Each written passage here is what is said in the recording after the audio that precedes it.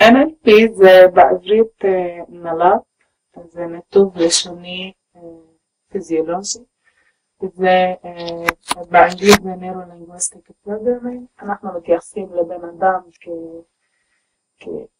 כמתכנת או מחשב ומלא תוכניות.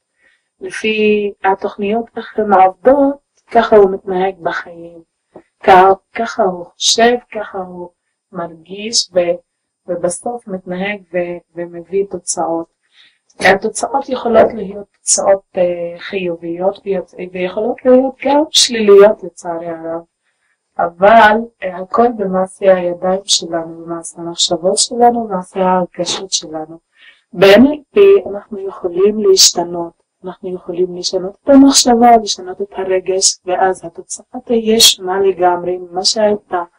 כל ההתנהגות היא נובעת אחרי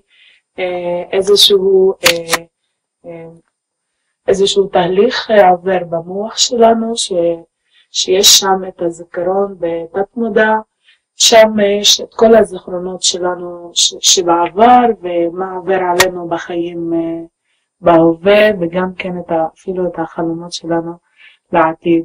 דרך NLP נלמד הרבה ידע והרבה טכניקות איך לעבוד על עצמנו ולעבוד עם אנשים, כדי לשפר את המחשבות שלנו ליותר חיוביות, כדי לקבל את החיים כמו שהם וכדי להרגיש טוב עם כל דבר.